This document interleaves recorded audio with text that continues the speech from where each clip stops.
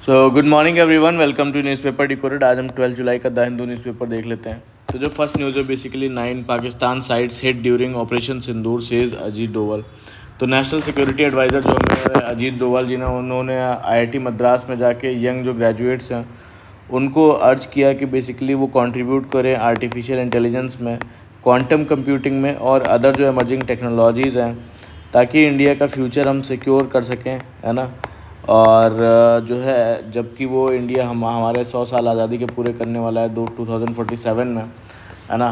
तो उन्होंने वही बोला कि जो है इंडिया ने ऑपरेशन सिंदूर में, जिसमें पाकिस्तान के 9 जो टेररिस्ट कैंप्स हैं उनको टारगेट किया पाकिस्तान में सक्सेसफुली, और ऑपरेशन लगभग 23 मिनट का चला, है ना। और तो अब उन्होंने बोला कि कोई भी इंफ्रास्ट्रक्चर या सिविलियन वो हार्म नहीं हुआ इंडिया में, है ना। इंफ्रास्ट्रक्चर सिविलियन हार्म नहीं हुआ है। और डोवाल जी ने चैलेंज किया कि कोई भी अगर बता दे कि एक ग्लास भी टूटा हो पाकिस्तान के रिटेलिएशन से, तो बेसिकली उन्होंने हाईलाइट किया क्या जो इंडिया के डिफेंस, सेल्फ डिफेंस जो कैपेबिलिटीज़ हैं, है ना, specially BrahMos missile to battle field surveillance हो गया, या रडार्स हो गए, या एयर कमांड सेंटर्स हो गए, जो कि सारे इंडिया में बने हैं, है ना। बेसिकली उन्होंने यही अर्ज किया वहाँ के स्टूडेंट से कि इन सब एमर्जिंग टेक्नोलॉजीज़ में कंट्रीब्यूट करें इंडिया का फ्यूचर सिक्योर करने के लिए। फिर जो नेक्स्ट न्यूज़ है बेसिकली बलूचिस्तान से रिलेटेड है। बलूचिस्तान क्या है कि ये एक पाकिस्तान है और यहाँ पे बलूचिस्तान पड़ता है ना। तो बलूचिस्तान एक प्रिंसली स्टेट था ब्रिटिश रूल के अंडर, जब वो क्रिएट हुआ 1947 में, और वो फोर्सिबली इंटीग्रेट कर लिया गया पाकिस्तान के द्वारा 1948 में। तो कई सारे बलूचिस्त जो नेशनलिस्ट हैं वो बोलते हैं कि ये मर्जर जो हुआ है वो इलिजिटिमेट है और पाकिस्तान को एज ऑक्यूपाइंग फोर्स देखते हैं। तो बलूचिस्तान जो है बेसिकली रिच है नेचुरल रिसोर्सेज में, जैसे कि गैस हो गया, कोल हो गया, कॉपर हो गया, है ना, और गोल्ड हो गया या स्ट्रेटेजिक मिनरल्स हो गया, इन सब के लिए इम्पॉर्टेंट है। और बलूचिस्तान जो लोग हैं वो बोलते हैं कि इस्लामाबाद और पंजाब डोमिनेट करता है कंट्रोल और प्रॉफिट इन रिसोर्सेज से, और जबकि बलूचिस्तान जो है वो गरीब और जो है लीस्ट डेवलप्ड रीजन रहता है। तो कई सारे रिसोर्स और साइज़ होने की वजह से भी जो है पाकिस्तान में फिर भी पुअर जो बलूचिस्तान है वहाँ इंफ्रास्ट्रक्चर काफ़ी पुअर है, लिटरेसी रेट बहुत कम है और मिनिमल हेल्थ केयर और एजुकेशनल अपॉर्चुनिटीज़ नहीं है। तो यहाँ के लोग का बेसिकली अलग से अपना एथनिक आइडेंटिटी है, लैंग्वेज है, कल्चर है ना। तो इसलिए बेसिकली ये सब है। तो अभी न्यूज़ क्या है, न्यूज़ ये है कि बेसिकली यहाँ पे थर्सडे नाइट को इंसर्जेंट ग्रुप्स ने एक बस को रोक लिया और उनके आईडीज़ चेक करी और 9 लोग को मार दिया, है ना। और इस जो है अटैक की जिम्मेदारी जो है बलूचिस्तान लिबरेशन फ्रंट ने ली है, ठीक है। तो बलूचिस्तान लिबरेशन फ्रंट ये एक मिलिटेंट ग्रुप है जो पाकिस्तान के बलूचिस्तान रीजन में एक्टिव है। इसका मेन गोल है कि बलूचिस्तान को पाकिस्तान से अलग करके आज़ाद कंट्री बनाना, है ना। फिर जो नेक्स्ट न्यूज़ है यहाँ पे basically Trump plans 15 to 20% blanket tariff on trading partners not issued specific notifications. तो यूएस प्रेसिडेंट डोनाल्ड ट्रम्प ने अनाउंस किया है कि जो है इम्पोज करेंगे वो 15 से 20% ब्लैंकेट टैरिफ उन कंट्रीज़ पे जिनको अभी तक लेटर्स नहीं मिले हैं, वार्निंग लेटर्स। और ये जो है टैरिफ्स हैं वो इफेक्टिव होंगे 1 अगस्त से। और लेटर्स जो है वार्निंग लेटर्स 20 से ज़्यादा कंट्रीज़ को भेजे गए हैं, और कंट्रीज जैसे कि ब्राज़ील हो गए, इन पे लगभग 20 से 50% तक का टैरिफ जो है वो लगाने की बात की है। और कनाडा को जो है 35% जो है टैरिफ लगाने की बात की है ना। और अभी 25% है, वो उसमें 35% लगाने की बात की है। और तो इसमें लिबरेशन डे की बात करते हैं, लिबरेशन डे ट्रेड पॉलिसी की। तो इस पॉलिसी के थ्रू जो है इम्पोर्ट टैरिफ जो है वो सब पे लगभग 10% का बेस टैरिफ सब पे लगेगा, और कुछ कंट्रीज़ पे ज़्यादा हायर टैरिफ लगेगा, इवन 20-35%, इवन 50% तक। तो पहले ये जो पॉलिसी है 9 जुलाई से लागू होनी थी, बट अब जो है उसकी डेट 1 अगस्त कर दी गई है। और अगर किसी कंट्री ने यूएस के अगेंस्ट टैरिफ बढ़ाया तो यूएस और भी ज़्यादा टैरिफ लगाएगा रिटेलिएशन में, है ना, ऐसा उन्होंने बोला। इम्पैक्ट यही होगा कि ग्लोबल ट्रेड में बेसिकली नया टेंशन क्रिएट होगा और कंट्रीज़ के बीच जो है रिलेशनशिप वो भी ख़राब हो सकती है, और सप्लाई चेन और इकोनॉमी पर नेगेटिव इम्पैक्ट हो सकता है ना। जो नेक्स्ट न्यूज़ है जैसा कि हमें पता है कि शुभांकर शुक्ला जी जो इंडियन एयरफोर्स के जो हमारे एक्सियम 4 मिशन जो हो रहा है ना, ह्यूमन स्पेस फ्लाइट मिशन जो भी इंटरनेशनल स्पेस स्टेशन में है, तो वो कुछ एक्सपेरिमेंट्स परफॉर्म कर रहे हैं स्पेस में इंडिया के, है ना, जिसमें से कुछ एक्सपेरिमेंट्स के बारे में बताया गया है। तो 14 जुलाई को ये वापस से वहाँ आएंगे वापस अर्थ पे। तो उनके कुछ मेजर एक्सपेरिमेंट्स के बारे में बता रहे हैं कि पहला जो एक्सपेरिमेंट है माइक्रो एल्गी एक्सपेरिमेंट, जिसमें फ्यूचर स्पेस मिशंस के लिए ऑक्सीजन, फूड और बायोफ्यूल जो है वो बना सकता है माइक्रो एल्गी, उस पर एक्सपेरिमेंट चल रहा है। दूसरा है कि जो है Voyager display study, space flight में जो है बेसिकली आई मूवमेंट और कोऑर्डिनेशन पे जो है वो क्या इम्पैक्ट पड़ता है ना, उस पर स्टडी चल रही है। और फिर उसके बाद में एक थर्ड स्टडी बताते हैं एन पर कर स्टडी। तो इसमें क्या है कि एस्ट्रोनॉट्स कैसे जो है अपने एनवायरनमेंट को परसीव कर रहे हैं ना, तो उस पर बेसिकली डेटा कलेक्ट कर रहे हैं। तो इन एक्सपेरिमेंट्स का गोल बेसिकली क्या है कि जो फ्यूचर स्पेस मिशंस हैं उनको सेफ़ बनाना। और ये इंडिया का जो गगनयान मिशन होने वाला है 2026 में, उसमें भी हेल्पफुल रहेगा इसके जो इंसाइट्स हैं। तो गगनयान मिशन क्या है, बेसिकली जो है गगनयान मिशन इंडिया का first human space flight mission होगा, जिसमें कि जो है एस्ट्रोनॉट्स को हम लो अर्थ ऑर्बिट में भेजेंगे और फिर उसके बाद उनकी सक्सेसफुल री एंट्री कराएंगे स्पेस से, है ना, अर्थ में। तो ये पूरा मिशन 2026 में लॉन्च होने वाला है। जो शुभंकर शुक्ला जी के इंसाइट्स हैं अभी स्पेस में, वो काफ़ी हेल्पफुल रहेंगे हमारे मिशन के लिए। फिर जो नेक्स्ट न्यूज़ है बेसिकली यहाँ पे Maharashtra government halts move allowing homeopaths to prescribe modern medicine. तो भी महाराष्ट्र गवर्नमेंट ने थोड़े दिन पहले एक डिसीजन लिया था कि होम्योपैथिक जो डॉक्टर्स हैं वो एलोपैथी प्रैक्टिस कर सकते हैं। बट अभी इस डिसीज़न को जो है इंडियन मेडिकल एसोसिएशन ने अपोज़ किया और फिर अभी इस चीज़ को स्टे लगा दिया गया है इस ऑर्डर पे, है ना। IMA का कहना था कि ये पेशेंट सेफ्टी और पब्लिक ट्रस्ट से जुड़ा हुआ मामला है ना, तो इसलिए स्टे लगा दिया गया इस ऑर्डर पे। ये जो नेक्स्ट न्यूज़ है बेसिकली यहाँ पे ED कंडक्ट्स फ्रेश सर्चेज इन US डंकी रूट केस। तो पहले डंकी रूट क्या होता है वो देख लेते हैं। डंकी रूट बेसिकली जो है एक इलीगल और रिस्की मेथड होता है ना। किस चीज़ के लिए, अगर आप मान लीजिए कि US UK या फिर जो है डेवलप्ड कंट्री जा रहे हैं काम करने के लिए, तो प्रॉपर वीज़ा के थ्रू जाएंगे। बट जो है अभी ये इलीगल और रिस्की मेथड होता है विदाउट वीज़ा के, ठीक है। और इसमें पीपल जो है डायरेक्टली ट्रैवल एयर से लीगली नहीं करते हैं, लेकिन मल्टीपल कंट्रीज़ के थ्रू जाते हैं। इवन कभी कभी फूट पे जाते हैं, बोट पे जाते हैं, ट्रक्स पे भी जाते हैं, है ना, ह्यूमन ट्रैफिकर्स की मदद से। तो डंकी रूट क्यों बोलते हैं इसको, देखिए क्योंकि जो है जो है बहुत लॉन्ग रूट होता है और टायरिंग होता है और कई सारी जगह से गुजरता है, जैसे कई सारे फॉरेस्ट से हो सकता है, रिवर से हो सकता है, डेजर्ट से हो सकता है ना। तो इसलिए डंकी रूट नाम दिया गया है। और इसमें प्रॉब्लम क्या है, इसमें कोई भी लीगल प्रोटेक्शन नहीं है और हो सकता है रास्ते में आदमी की मौत भी हो जाए वेदर वाइल्ड एरिया एक्सीडेंट की वजह से। और फ्रॉड एजेंट से मिल जाते हैं लोग, है ना, कई लोग का डिपोटेशन भी हो जाता है जेल में इसकी वजह से। तो बेसिकली क्या है कि अभी क्या हुआ है, तो एनफोर्समेंट डायरेक्टरेट ने पंजाब और हरियाणा के जो है 7 ऐसे ह्यूमन ट्रैफिकिंग और मनी लॉन्ड्रिंग से जुड़े हुए जो डंकी रूट के जो है रैकेट पे छापेमारी की है।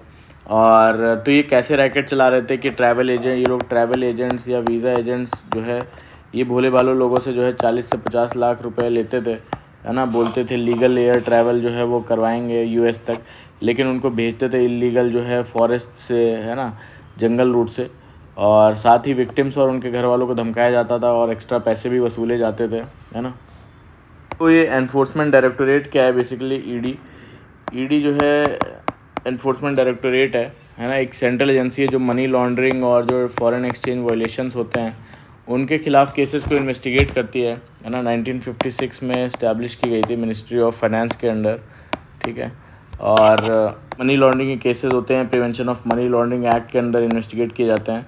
Foreign exchange violation basically foreign exchange management act के अंडर जो है इन्वेस्टिगेट करती है ईडी। तो जो हवाला ट्रांजैक्शंस होते हैं, ब्लैक मनी रैकेट्स को इन्वेस्टिगेट करना है।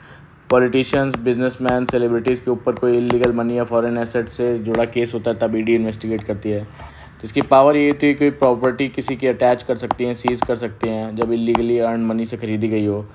प्रोसिक्यूशन फाइल कर सकता है ना, समन कर सकता है, अरेस्ट कर सकता है, रेड और सर्च ऑपरेशन कर सकता है, बैंक अकाउंट फ्रीज कर सकता है। तो ये सारे बेसिकली इसके काम है एनफोर्समेंट डायरेक्टोरेट के। जो नेक्स्ट न्यूज़ है basically low fertility rate can hurt economy says in Andhra Pradesh. वहाँ के जो CM है वो बोल रहे हैं कि फर्टिलिटी रेट आंध्र प्रदेश का काफ़ी कम हो गया है, 1.7 हो गया है ना, जो कि रिप्लेसमेंट लेवल 2.1 से भी जो है वो कम है ना। तो रिप्लेसमेंट लेवल क्या होता है? रिप्लेसमेंट लेवल बेसिकली वो लेवल होता है, उतने number of children her women को एवरेज में पैदा करना चाहिए ताकि एक जनरेशन अपनी अगली जनरेशन को रिप्लेस कर सके। तो ना ज़्यादा हो और ना कम हो, है ना। और कितना है रिप्लेसमेंट लेवल? लगभग 2.1 होता है। अगर इससे नीचे गया तो पॉपुलेशन डिक्लाइन करने लगती है, इससे ऊपर गया तो पॉपुलेशन ग्रो करेगी, और 2.1 है तो फिर पॉपुलेशन स्टेबल रहेगी, ऐसा है। तो न्यूज़ क्या है? प्रदेश को जो सीएम उन्होंने बोला कि जो आंध्र प्रदेश का जो फर्टिलिटी रेट है वो 1.7 पे पहुंच गया रिप्लेसमेंट लेवल के नीचे। तो इसकी वजह से अगर एड्रेस नहीं किया गया तो लेबर शॉर्टेज हो सकता है, एल्डरली केयर पे बर्डन बढ़ सकता है, अर्बन रूरल डिवाइड भी हो सकता है, इकोनॉमिक स्लो डाउन आएगा और पॉपुलेशन को तो डिक्लाइन होगा ही, है ना। तो वो बोलते हैं कि पॉपुलेशन ह्यूमन कैपिटल है, उसमें इन्वेस्ट करना चाहिए, और फैमिली प्लानिंग अब के दिन ख़त्म हो गए क्योंकि रिप्लेसमेंट लेवल कम हो गया है। तो अब मेंबर जो फैमिली में उनको एसेट की तरह देखना चाहिए, ना कि बर्डन की तरह, है ना। नेक्स्ट न्यूज़ है बेसिकली यहाँ पे Palestine facing joint attack by Israel and US says envoy. तो जो पैलेस्टीन के एनवॉय हैं तो उन्होंने क्या बोला कि जो है प्रेस कॉन्फ्रेंस की, उसमें बोला इज़राइल अकेला नहीं लड़ रहा है, इज़राइल और जो यूएस हैं वो दोनों जो है एक साथ मिलकर गाज़ा पर असॉल्ट कर रहे हैं, है ना। जो रोज़ रोज़ न्यूज़ आ रही हैं, गाज़ा में इतने लोग की मौत हो गई और एड लेते जाने टाइम पे भी लोगों को मार दिया जाता है। तो इंडिया के फंडिंग से बने वहाँ पे 2 स्कूल्स और एक लाइब्रेरी जो है जिसका नाम जवाहरलाल नेहरू लाइब्रेरी है, वो बेसिकली उन लोगों ने डिस्ट्रॉय कर दी, और इज़राइल इनोसेंट लोगों को मार रहा है, ऐसा उनका बोलना है। सब कुछ तबाह कर दिया गया है, और इज़राइल के साथ यूएस और यूके भी है। ये गाज़ा के अगेंस्ट ग्लोबल वॉर है, ऐसा बोलना है उनका। और इज़राइल असली पैलेस्टीनियंस को हटा रहा है वहाँ से, एथनिक क्लींजिंग है ये। और उन्होंने ये भी बोला कि इज़राइल को जो पीएम है और ट्रंप है, उन्होंने डिस्कस किया कि पैलेस्टीनियंस को दूसरे कंट्रीज़ में भेजा जाए, है ना। तो अब बोलते हैं कि गाज़ा के 2 स्कूल जो अल अज़हर यूनिवर्सिटी की जो लाइब्रेरी है इंडिया की मदद से बनी थी, अब डिस्ट्रॉय हो चुकी है। और 2 स्टेट्स पर सॉल्यूशन पे क्या बोलते हैं, 2 स्टेट सॉल्यूशन पर बोलते हैं हमने अपना हक छोड़कर 2 स्टेट सॉल्यूशन वो भी मान लिया था सिर्फ शांति के लिए, है ना। पर उसके बाद भी गाज़ा में कुछ नहीं बचा। 2 स्टेट सॉल्यूशन में वही है कि बेसिकली जो है ये सॉल्यूशन इस आइडिया पर बेस्ड है कि दोनों जो कम्युनिटीज़ हैं, ज्यूज़ जो कि इज़राइली हैं, है ना, और जो पैलेस्टीनियंस जो मोस्टली मुस्लिम्स हैं, उनको अपना अपना देश मिल के चलाना चाहिए, है ना। उनको अपना अपना इंडिपेंडेंट देश मिलना चाहिए जिसमें वो शांति से अपनी गवर्नमेंट चला सकें, है ना। वो बोल रहे हैं कि जो है हमने तो 2 स्टेट सॉल्यूशन को भी मान लिया था, उसके बाद भी वहाँ पे शांति नहीं आई, है ना, और गाज़ा में कुछ नहीं बचा है। जो नेक्स्ट न्यूज़ है बेसिकली यहाँ पे जो हमारे ex chief justice of India है DY चंद्रचूड़ जी, उन्होंने कहा है कि साइमल्टेनियस इलेक्शन बिल जो है वो इलेक्शन कमीशन को अनब्रिंडल्ड पावर देता है, लूप होल इसमें रहते हैं क्या। तो साइमल्टेनियस इलेक्शन क्या है पहले ये देख लेते हैं। साइमल्टेनियस इलेक्शन का मतलब होता है एक साथ इलेक्शन कराना। जो लोकसभा के इलेक्शंस होते हैं और जो विधानसभा के इलेक्शंस होते हैं स्टेट असेंबलीज़ के, उनको एक साथ कराना, है ना। अभी क्या है कि अलग इलेक्शंस अलग अलग समय पर होते हैं, तो उनको एक साथ कराने को साइमल्टेनियस इलेक्शन बोल रहे हैं। कि कुछ फेवर में कुछ आर्ग्यूमेंट्स बताते हैं कि जो है अलग अलग इलेक्शन कराने में बार बार खर्चा होता है, तो जो है फाइनेंशियली अच्छा रहेगा, फाइनेंशियल कॉस्ट कम होगा, टाइम का सेविंग होगा, बार कोड ऑफ कंडक्ट लगाने की ज़रूरत जो है कम से काम रुक जाता है, पॉलिटिकल स्टेबिलिटी रहेगी, है ना। फिक्स टर्म होने से ज़्यादा गवर्नमेंट स्टेबल रहेंगी, है ना, ऐसा बोलते हैं। और इसमें जो नुकसान बताते हैं, कॉन्स बताते हैं कि जो है कॉन्स्टिट्यूशनल अमेंडमेंट करने पड़ेंगे कई सारे, 83, 85, 172 और 174 में।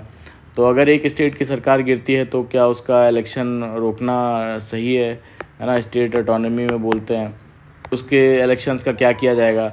और लॉजिस्टिक्स पे है कि 1.5 करोड़ से ज़्यादा पोलिंग ऑफिशियल्स चाहिए होंगे, है ना। और वोटर को भी कन्फ्यूजन होगा, लोकसभा और विधानसभा के मुद्दे अलग अलग होते हैं, तो एक साथ कराना सही रहेगा क्या। तो वहीं अपना चीफ जस्टिस ऑफ इंडिया जी जो है वो क्या बोलते हैं इस पर। जो ये बिल है ये बेसिकली बेसिक स्ट्रक्चर के अगेंस्ट में नहीं है ना। लेकिन जो है इसमें प्रॉब्लम क्या है कि बहुत ज़्यादा की कंसर्न जो उन्होंने उठाए कि अनब्रिंडल्ड पावर दिया गया इलेक्शन कमीशन को। जैसे कि पहला उन्होंने बोला कि इलेक्शन कमीशन का ये डिसाइड करने का पावर दिया गया है कि अगर कोई स्टेट असेंबली का इलेक्शन कब और कहाँ पे होगा, है ना, व्हेन एंड वेयर, ठीक है। और लेकिन इसका ये डिसाइड करने का पावर तो है इलेक्शन कमीशन के पास, बट जो है कोई मैकेनिज़्म नहीं है ना, जो उसके डिसीज़न को चेक करे। तो अनब्रिंडल्ड पावर्स हैं ये, है ना, जो चेक करने का पावर नहीं है। सेकंड जो बताते हैं, सेक्शन 82A का इशू बताते हैं कि इस सेक्शन के हिसाब से अगर इलेक्शन कमीशन को लगता है कि अगर एक स्टेट की असेंबली का इलेक्शन जो है लोकसभा के साथ जो है वो कराना पॉसिबल नहीं है, तो वो प्रेसिडेंट को वो रेकमेंड कर सकता है ना, प्रेसिडेंट को रेकमेंड कर सकता है कि इलेक्शन बाद में हो। तो चीफ जस्टिस ने कहा कि ये पार्लियामेंट या काउंसिल ऑफ मिनिस्टर्स जो है को भी इसमें होना चाहिए इलेक्शन कमीशन के साथ। पार्लियामेंट या जो काउंसिल ऑफ मिनिस्टर्स हैं उनको भी इस डिसीज़न में होना चाहिए, है ना। और जो तीसरा जो लूप होल बताते हैं वो रिमेनिंग पीरियड लूप होल। इसमें क्या है बेसिकली कि अगर कोई स्टेट असेंबली को डिज़ोल्व कर दिया गया, ठीक है, तो और उसका रिमेनिंग जो टर्म है वो सिर्फ 3 महीने बचा है या फिर मान लीजिए 1 हफ्ता ही बचा है ना, तो भी वहाँ इलेक्शन करवाना पड़ेगा, है ना, जो कि प्रैक्टिकल नहीं है ना। तो उन्होंने भी एग्री किया कि जो रिमेनिंग पीरियड को डिफ़ाइन करना ये बेसिकली ज़रूरी है ना, वरना काफ़ी ज़्यादा इससे मिसयूज़ हो सकता है इसका। जैसे प्रेसिडेंट रूल लगाना बहुत आसान हो जाएगा कि 3 महीने का अगर टाइम रह गया तो प्रेसिडेंट्स रूल लगा दो, है ना, इलेक्शन मत करवाओ, ऐसी चीज़ें। तो नेक्स्ट न्यूज़ है बेसिकली यहाँ पे structural failure blamed for Vadodara bridge collapse. तो जैसा कि हमें पता है कि वडोदरा में एक जो ब्रिज है गंभीरा ब्रिज, उसमें जो आनंद से वडोदरा को जोड़ता था वो कोलैप्स हो गया। उसमें एक सेक्शन जिसमें कई सारी व्हीकल्स रिवर में गिर गई, है ना। तो रेस्क्यू में बहुत दिक्कत आ रही है क्योंकि केमिकल लीकेज हुआ है। और जो है तो अब वजह क्या बताई जा रही है कि वहाँ की गवर्नमेंट ने बोला है कि जो स्ट्रक्चरल फेलियर था, है ना, और स्पेशली जो पेडेस्टल और आर्टिकुलेशन क्रशिंग की वजह से, है ना।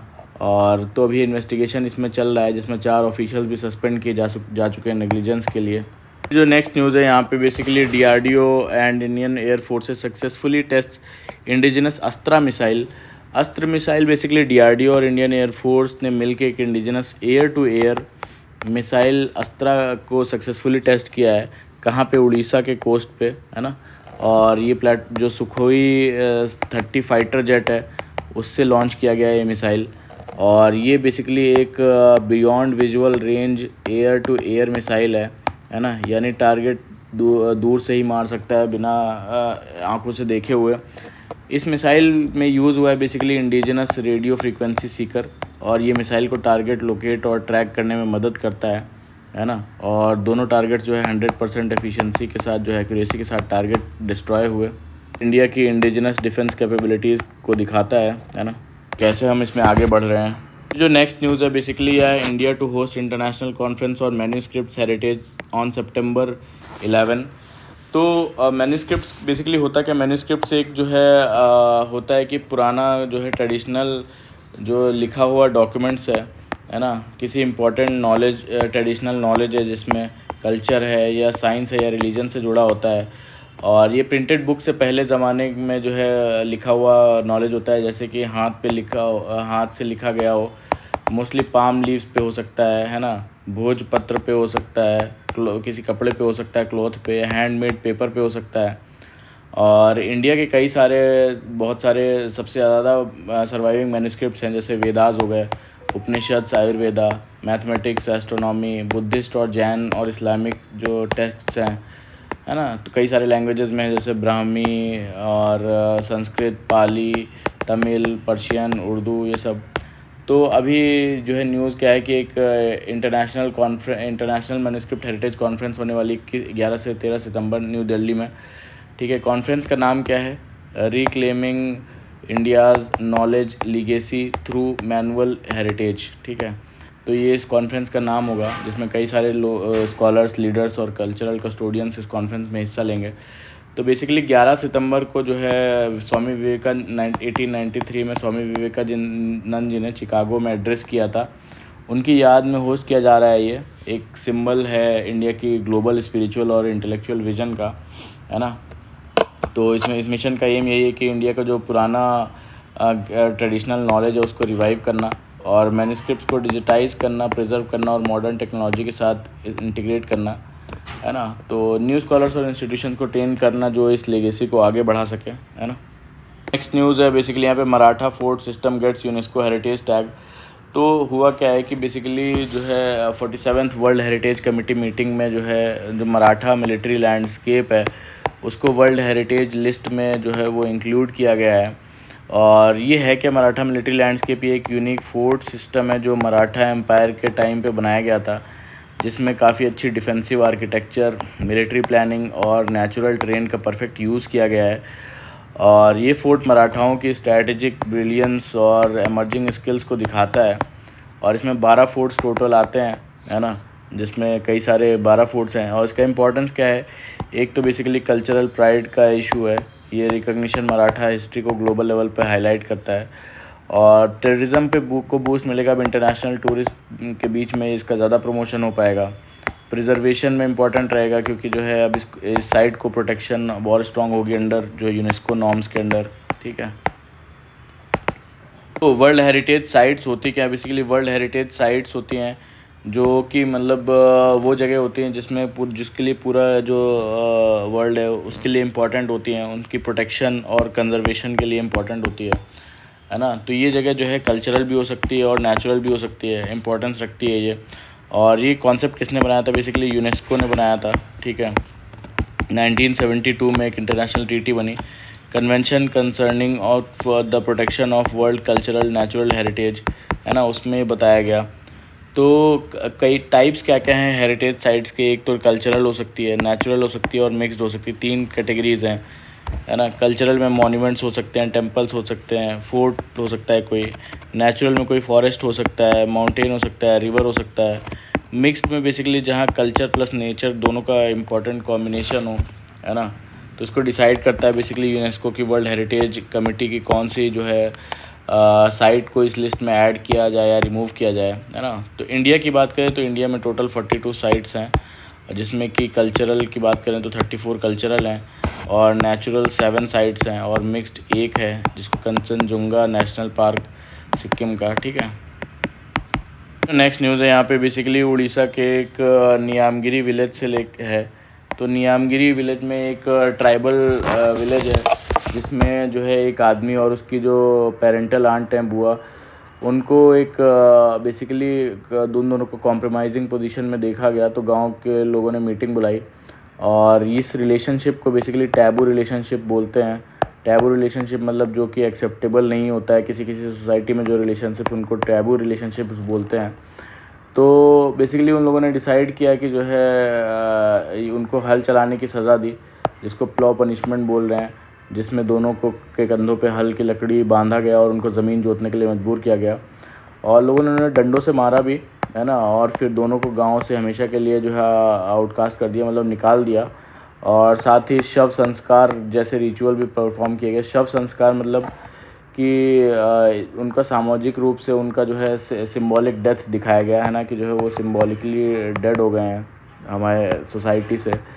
तो जब इसके विजुअल सोशल मीडिया पर वायरल हुए तब इंसिडेंट सामने आया और डिस्ट्रिक्ट एडमिनिस्ट्रेशन ने इंक्वायरी का प्रॉमिस किया है ना। तो जैसा कि हमें पता भी है नियामगिरी विलेज में बेसिकली काफ़ी इम्पोर्टेंट है नेचर स्पिरिट कॉम्प्लेक्स के लिए। तो नेचर यानी जो नेचर होता है और जो स्पिरिट जो भगवान होते हैं और जो कॉम्प्लेक्स है यानी कि वहाँ के ट्रेडिशंस और कल्चर, इनका एक इम्पॉर्टेंट कॉन्सेप्ट है एंथ्रोपोलॉजी में कि स्टूडेंट्स को पता होगा, है ना। वहाँ पे पनिशमेंट के टाइप्स यही सब होते हैं, सब संस्कार जैसे उनको सोसाइटी से बाहर निकाल दिया गया या फिर हल जोतने की सज़ा दी गई है, अलग अलग टाइप्स के होते हैं जस्टिस सिस्टम उनके ट्राइबल्स के। फिर जो नेक्स्ट न्यूज़ है यहाँ पे basically centre year marks 500 crore for electric truck purchases. तो गवर्नमेंट ने एक नई स्कीम लॉन्च की है जिसमें इलेक्ट्रिक जो ट्रक्स हैं उनको ख़रीदने पर फाइनेंशियल इंसेंटिव मिलेगा। और ये जो इनिशिएटिव है पीएम ई ड्राइव का पार्ट है, जिसमें इंडिया को इलेक्ट्रिक मोबिलिटी की तरफ शिफ्ट कराना है। तो टोटल बजट इसका जो है टोटल बजट ई ट्रक्स के लिए 500 करोड़ रखा गया है और मैक्सिमम जो सब्सिडी देंगे इस पे जो है 9.6 लाख जो है पर ट्रक देंगे, है ना। और इसमें लगभग 5,600 ई ट्रक्स जो है वो कवर किए जाएंगे। और दिल्ली के लिए अलग से 100 करोड़ रुपए दिए गए हैं 1100 ट्रक्स के लिए, एयर पोल्यूशन को टारगेट करने के लिए, है ना। और तो बेसिकली स्कीम का ऑब्जेक्टिव यही है कि ट्रक बायर्स को डायरेक्ट सब्सिडी देकर डिमांड साइड ईवी को अडॉप्शन बूस्ट करना, पॉल्यूशन को रिड्यूस करना, स्पेशली सिटीज़ दिल्ली में जैसे सिटीज़ में हैवी ड्यूटी ट्रांसपोर्ट सेक्टर को भी इलेक्ट्रिक बनाने की तरफ ले जाना। ना। तो ये सब चीज़ें हैं। नेक्स्ट न्यूज़ है बेसिकली रेयर अर्थ माइनिंग के बारे में है। West Bengal gears up rare earth mining in Purulia district, है ना, वेस्ट बंगाल। तो रेयर अर्थ मिनरल्स के बारे में हम जैसा कि जानते हैं, रेयर अर्थ बहुत ही इंपॉर्टेंट होते हैं। रेयर अर्थ मिनरल्स जो है ये 17 मेटेलिक एलिमेंट्स हैं जो कि एक्चुअल में रेयर नहीं है, बट इनको जो एक्सट्रैक्ट करना और जो कॉन्सेंट्रेटेड फॉर्म में नहीं मिलते हैं ये, है ना, तो और इकोनॉमिकली भी बहुत ज़्यादा कॉस्टली होते हैं। तो वो उनका अब वही बोल रहे हैं कि वेस्ट बंगाल जल्दी ही इंडिया के रेयर अर्थ माइनिंग मैप पर आने वाला है। पुरुलिया डिस्ट्रिक्ट में basically earth advanced level exploration चल रहा है, जिसको लीड कर रहा है जो जोग्राफिकल सर्वे ऑफ इंडिया, जो जियोलॉजिकल सर्वे ऑफ इंडिया। और जो ये मेटल्स हैं उनका यूज़ होता है इलेक्ट्रिक व्हीकल्स में, यूज़ होता है इलेक्ट्रॉनिक्स में, यूज़ होता है, जैसे कि लैपटॉप हो गया, मोबाइल हो गया, चिप्स में यूज़ हो गया, रिन्यूएबल एनर्जी में यूज़ होता है, सोलर पैनल्स में विंड टर्बाइंस में, है ना। तो इन सब में इम्पॉर्टेंट रहता है, और MRI मशीन्स के लिए इम्पॉर्टेंट रहता है, और भी कई चीज़ों के लिए इम्पॉर्टेंट रहता है। तो इंडिया अभी इन मिनरल्स को जो है इंपोर्ट करता है चाइना से और अदर कंट्रीज़ से, तो इंपोर्ट डिपेंडेंट है। तो एक सेल्फ रिलायंस और आत्मनिर्भरता के लिए जो है काफ़ी एक बड़ा स्टेप है। तो अभी कहाँ कहाँ हो रही है एक्सप्लोरेशन, कार्बी एंगलोंग जो असम का है, और जो पुरुलिया डिस्ट्रिक्ट जो वेस्ट बंगाल में है वहाँ पे, और इन दोनों ब्लॉक्स पर एक्सप्लोरेशन चल रहा है। इसका मतलब कि रिसोर्स एस्टिमेशन काफ़ी एक्यूरेट लेवल पर पहुँच गया है ना। आगे 1 साल के अंदर ये ब्लॉक्स ऑक्शन के लिए भी रेडी हो जाएंगे, ऐसा बोल रहे हैं। जो नेक्स्ट न्यूज़ है basically smarter faster stronger how artificial intelligence is transforming the manufacturing landscape. तो आर्टिफिशियल इंटेलिजेंस पहले देख लेते हैं, आर्टिफिशियल इंटेलिजेंस क्या होता है। आर्टिफिशियल इंटेलिजेंस का मतलब होता है कि मशीन या फिर किसी कंप्यूटर को, ठीक है, इतना स्मार्ट बनाना ताकि वो इंसान की तरह जो है वो सोच सके, just like a human, decision ले सके और जो है वो काम कर सके, ठीक है।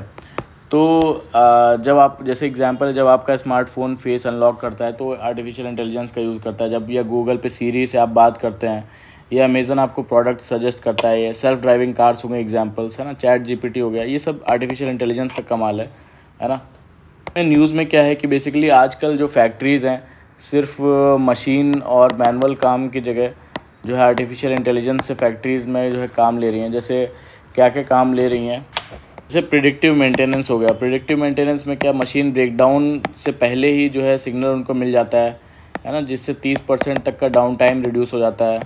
आर्टिफिशियल इंटेलिजेंस विजन, यानी जो है रियल टाइम माइक्रो लेवल अगर डिफेक्ट कोई है तो उसको जो है वो डिटेक्ट कर लेता है, ठीक है, और ज़्यादा प्रिसाइजली डिटेक्ट कर पाता है। और आर्टिफिशियल इंटेलिजेंस जो है कोलैबोरेटिव रोबोट्स, जैसे कि मैनुअल काम के साथ कोलैबोरेट करके काम करते हैं रोबोट्स, ठीक है। और फिर चौथा बताते हैं कि जो है जो जनरेटिव AI है और जो डिजिटल ट्विन्स हैं, ठीक है। जनरेटिव AI का मतलब जो है कोई ऐसी आर्टिफिशियल इंटेलिजेंस टेक्नोलॉजी जो नए कंटेंट जो है क्रिएट कर सकता है, जैसे कि टेक्स्ट बनाना, इमेज, ऑडियो, वीडियो, है ना, ये सब बिल्कुल इंसान की तरह। और डिजिटल ट्विन का मतलब है कि जो है अगर एक रियल वर्ल्ड ऑब्जेक्ट या सिस्टम का एक एग्जैक्ट वर्चुअल कॉपी बनाना, है ना, जिससे मॉनिटर, टेस्ट और एनालाइज किया जा सके रियल टाइम में। ये दोनों का यूज़ किया जा रहा है बेसिकली जो प्रोडक्ट डिज़ाइन को स्पीड अप करने के लिए, है ना। और वर्चुअल सिमुलेशन से एनर्जी सेविंग भी होती है और लेआउट ऑप्टिमाइजेशन भी होता है। तो प्लानिंग और लॉजिस्टिक्स में भी यूज़ होता है इसका। प्लानिंग और लॉजिस्टिक्स में AI से रियल टाइम शेड्यूलिंग जो है वो सप्लाई फोरकास्टिंग बेटर होता है ना। और रियल एग्जांपल्स बताते हैं कि जो है जैसे CPCL है, artificial intelligence powered CCTV use करता है, डिजिटल ट्विन्स यूज़ कर रहा है, स्मार्ट प्रोक्योरमेंट यूज़ कर रहा है।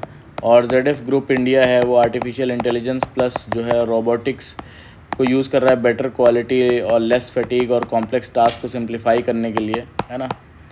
तो इसमें आर्टिफिशियल इंटेलिजेंस के जो है 2 फ़ायदे बताए जा रहे हैं फैक्ट्री के लिए। एक तो ऑपरेशनल हाइजीन, जिसमें स्टॉक को ट्रैक करना, इंस्पेक्शन को ऑटोमेट करना और मेंटेनेंस को प्रिडिक्टिव बनाना। तो ये सब बोलते हैं इंडस्ट्री नॉर्म्स बन चुका है। और दूसरा बोलते हैं इनोवेशन में जो है वो मास पर्सनलाइजेशन और आर्टिफिशियल इंटेलिजेंस ड्रिवन डिज़ाइन बनाना, प्रोसेस को ऑप्टिमाइज़ करना, है ना। तो जो AI से फुल्ली इंटीग्रेटेड है। इसमें कुछ चैलेंजेस भी बताते हैं। चैलेंजेस क्या बताते हैं बेसिकली कि जो है एक तो इंटीग्रेशन कॉस्ट का चैलेंज है, दूसरा स्किल्ड जो टैलेंट है उसकी कमी है, और AI ट्रांसपेरेंसी, है ना, जिसमें हेलुसिनेशन रिस्क है ना।